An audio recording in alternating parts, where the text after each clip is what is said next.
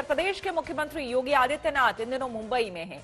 UP में film city को लेकर वो कलाकारों से मुलाकात कर रहे हैं। कल वो अक्षय कुमार से मिले और आज लखनऊ कॉरपोरेशन की लिस्टिंग को लेकर स्टॉक एक्सचेंज पहुंचे, लेकिन उनके फिल्म सिटी प्लान पर सियासी एक्शन शुरू हो चुका है। जी हां, शिवसेना और एनसीपी का कहना है कि फिल्म सिटी को शिफ्ट करना आसान नहीं है और मुंबई से बॉलीवुड का दर्जा कोई छीन नहीं सकता। बीजेपी ने हालांकि पलटवार किया है, जवाब दिया है, यह कहा है कि शिवसेना तो अंडरवर्ल्ड के दबाव में है।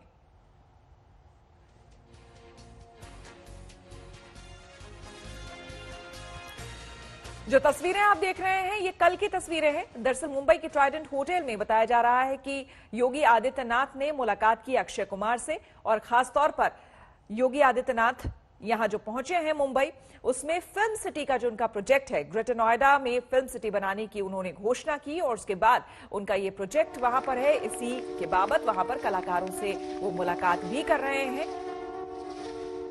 और साथ ही साथ जो दूसरी तस्वीर आप देख रहे हैं ये लखनऊ कॉरपोरेशन की लिस्टिंग को लेकर स्टॉक एक्सचेंज पहुंचे हैं।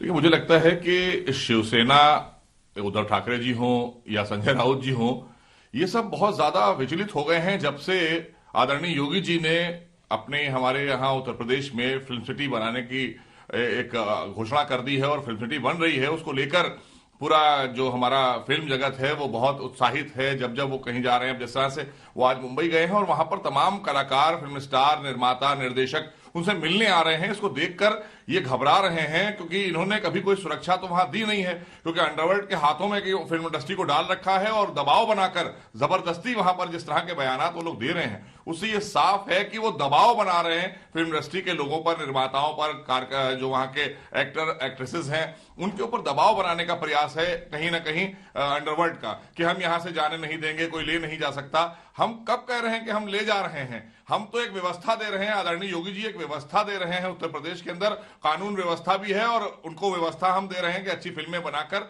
वो देश की सेवा करें, देश के लोगों के लिए काम कर रहे हैं। वो देश के निर्माण में काम कर रहे हैं जो हमारी फिल्म इंडस्ट्रीज के लोग हैं, तो उनके लिए एक व्यवस्था अच्छी दी है। वहां सुरक्षा नहीं है, वहां पर प्रताड़ना है और यहां पर आजादी है, सुरक्षा है, साइट सीन्स है, सभी कुछ है प्रदेश में। आपको बता दें कि योगी आदित्यनाथ ने पहले ही ऐलान कर दिया था कि नोएडा में दुनिया में टक्कर लेता फिल्म सिटी बनेगा। काम शुरू हो चुका है, कमेटी बन चुकी है। देखिए फिल्म सिटी को लेकर योगी का प्लान क्या है। ये हमारे लिए एक ऐतिहासिक क्षण है। ये महालक्ष्मी का मंदिर भारत के आर्थिक विकास में अपना योगदान दे रहा है और विगत एक सदी से ही अधिक समय से इसके योगदान को कोई विस्मृत नहीं कर सकता। उत्तर प्रदेश जहां देश की लगभग 17% आबादी निवास करती है। और इस बीच संजय राउत ने क्या कहा, शिवसेना नेता सुनिए। मुंबई की फिल्म सिटी यहां से कोई लेके जाने की बात करती है तो मजाक है, इतना आसान नहीं होता। बहुत पुराना इतिहास है, हम सबका खून पसीना बहा है उसमें। योगी जी से मैं इतना ही पूछूंगा कि ठीक है, आप एक कोई बड़ा प्रोजेक्ट बनाना चाहते तो बनाइए, लेकिन नोएडा में जो फिल्म सिटी बनी थी कुछ साल पहले, नोएडा यूपी, उसका क्या हो गया, उसकी क्या हालत है, वहाँ कितनी शूटिंग होती है, वहाँ कितनी फिल्म का निर्माण होता है, ये भी जरा मुंबई में आकर बताइए।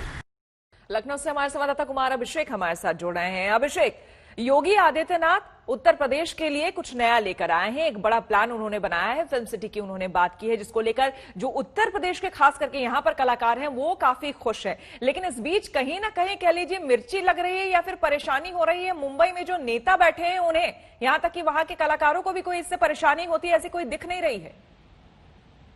बिल्कुल श्वेता, जिस तरीके से योगी आदित्यनाथ ने एक मुहिम के तौर पर शुरू किया है और उत्तर प्रदेश के नोएडा में जेवर के पास वो फिल्म सिटी लेकर के आ रहे हैं, और सिर्फ फिल्म सिटी की घोषणा ही नहीं बल्कि बेहद ही संजीदा और बेहद ही सीरियस दिखाई दे रहे हैं, उसे लेकर ये एक मुहिम शुरू हुई है। और जिस तरीके से योगी आदित्यनाथ से कल अक्षय कुमार मिलने आए, कैलाश खेर मिलने आए, आज भी कई बड़ी हस्तियों से उनकी मुलाकात तय है। जिस तरीके से एमएनएस ने पोस्टर लगा दिए या जिस तरीके से शिवसेना के रिएक्शंस आ रहे हैं, कहीं ना कहीं ये बात जरूर दिख रही है कि योगी आदित्यनाथ अपने इस प्रोजेक्ट को लेकर बहुत ही ज्यादा सीरियस हैं, और मुंबई पहुंच करके बकायदा न सिर्फ फिल्म स्टार से बल्कि जो डिफेंस कॉरिडोर का इन्वेस्टमेंट है उसके लिए बड़े बड़े उद्योगपतियों से भी बात कर रहे हैं।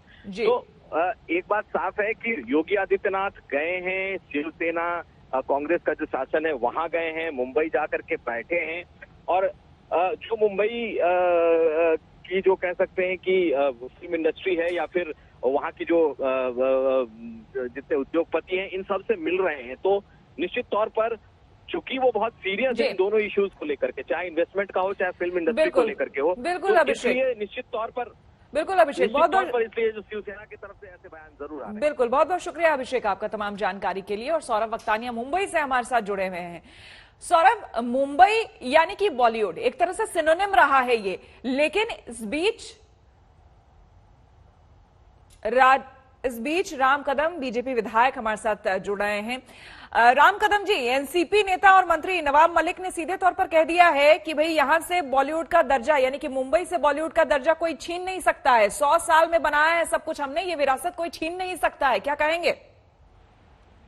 देखिए, मैं आपको आरंभ बता दूं कि पूरे एशिया में सबसे बड़ी यूनियन है फिल्म स्टूडियो सेटिंग एंड मजदूर अलाइड यूनियन, जिसका मैं गत 6 वर्षों से अध्यक्ष हूं। और ये सबसे बड़ी फिल्म जगत की यूनियन है। किसी भी फिल्म के सेट पर 95% जो वर्कर्स काम करते हैं वे हमारे यूनियन से है, और उसके अध्यक्ष के रूप में मैं काम संभाल रहा हूँ। हमारे कुल मात्र बुनियादी 2 सवाल हैं। पहला सवाल ये है कि 8 महीने कोरोना के काल में सारी फिल्म की शूटिंग का काम बंद था। ये 8 महीनों में इन फिल्म कर्मियों के घर पे किस प्रकार से चूल्हे जले होंगे?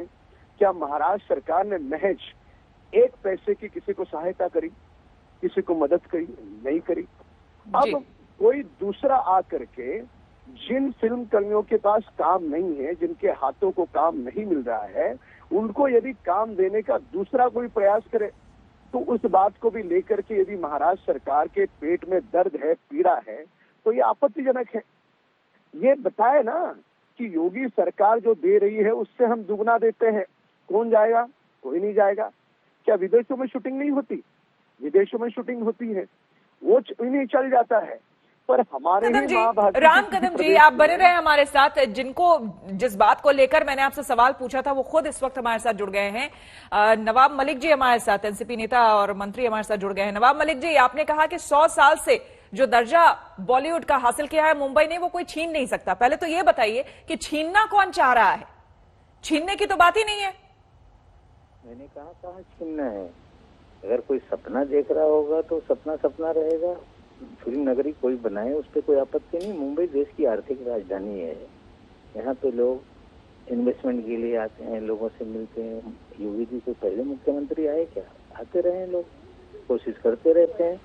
फिल्म नगरी तो अलग अलग राज्यों में भी बनी, लोग कर रहे हैं काम। मुझे लगता है अगर वो फिल्म नगरी बनाएंगे तो भोजपुरी फिल्मों को एक आधार मिलेगा, और कहीं न कहीं ठीक है, उनका सपना है। लेकिन बॉलीवुड खत्म हो जाएगा अगर कोई सोच रहा है तो उसकी सोच है। नहीं, लेकिन ये बात आई कहाँ से? बॉलीवुड को खत्म करने की बात आई कहाँ से? खुद योगी आदित्यनाथ ने भी ये बात नहीं कही है, क्योंकि उत्तर प्रदेश के आप खुद भी जानते हैं, आप खुद भी जानते हैं। नवाब मलिक जी, एक सेकंड। खुद यूपी से, नवाब मलिक जी, एक सेकंड आप सुनिए। पहले मेरा सवाल तो सुन लीजिए। आप मेरा सवाल तो सुन लीजिए। मैं आपसे ये बोल रही हूं कि खुद उत्तर प्रदेश के कई ऐसे बड़े बड़े कलाकार हैं, बड़े बड़े डायरेक्टर्स हैं, जो मुंबई में योगदान दे रहे हैं, वहां पर काम कर रहे हैं, उस बॉलीवुड को इस मुकाम तक पहुंचाया है, उनका बड़ा योगदान रहा है। ऐसे में अगर यहां पर फिल्म सिटी बनती है तो कायदे से तो मदद होनी चाहिए ना। आप लोगों की तरफ से ऐसा बयान क्यों? हम कहाँ बोल रहे फिल्म सिटी ना बनाए? 1 नहीं 10 फिल्म सिटी बनाए। लेकिन जिस तरह से भारतीय जनता पार्टी के ट्रोल आर्मी जिस तरह से सोशल मीडिया पे मुंबई को बदनाम कर रहे हैं, महाराष्ट्र को बदनाम कर रहे हैं, कुछ लोग कि भाई बॉलीवुड पूरा गंजेड़ी हो गया, नशेड़ी हो गया। जिस तरह से ये कार्यक्रम चलाया गया, इसके पीछे कौन लोग हैं?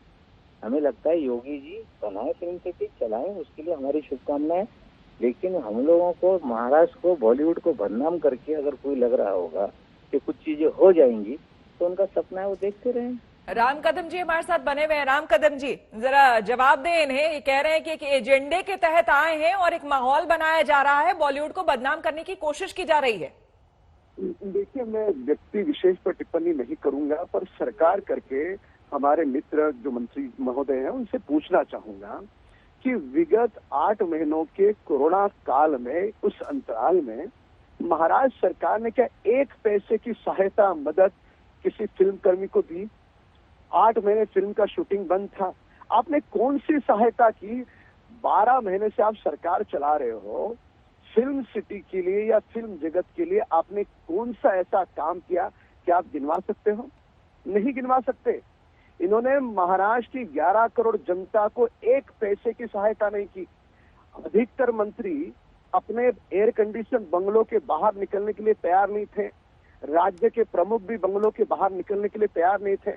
ऐसे हालात में पूरी तरह से बेबस और लाचार इन्होंने फिल्म जगत को छोड़ दिया।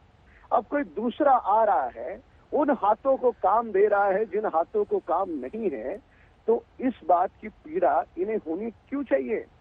ये कह देना योगी दे रहे उसका दुगना हम देते हैं, कौन क्यों जाएगा वहां पर? अरे विदेश में फिल्म की शूटिंग होती है, आपको उस पर आपत्ति नहीं है, पर इसी प्रदेश में, इसी माँ भारती के देश में, इसी मुल्क में यदि कोई अच्छा निर्माण, कोई अच्छा अवसर देता है तो उस पर आपत्ति का क्या कारण है? लेकिन राम कदम जी, लेकिन कल ही Indian merchant of chamber of commerce में मुख्यमंत्री उद्धव ठाकरे कह चुके हैं कि महाराष्ट्र जो है वो मैग्नेटिक राज्य है। आपसे हम बात करेंगे। शिवसेना प्रवक्ता नीलम बोरी जी हमारे साथ जुड़ गई हैं।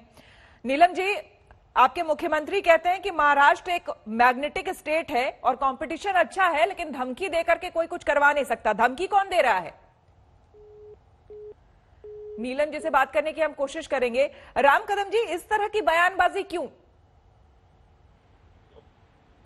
राम कदम जी से भी चलिए हम केवल और केवल भावनाओं के साथ जुड़ी हुई बयानबाजी के अलावा इस सरकार ने किसको कौन सी मदद और सहायता की है?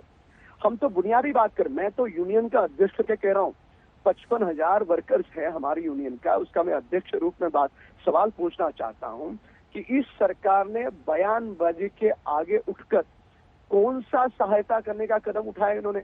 आज कह दे कि ठीक है योगी जो दे रहे हैं उससे हम दुगना देते, कोई नहीं जाएगा। मैं 2 बार ये कह चुका हूँ जी। महाराष्ट्र की सरकार केवल और केवल तबादले में फंसी हुई सरकार है। 12 महीनों में जो देवेंद्र फडणवीस सरकार के कार्यकाल में जो अच्छे फैसले लिए गए, उसको बहुत बहुत शुक्रिया आपका तमाम जानकारी के लिए और हमसे बात करने के लिए।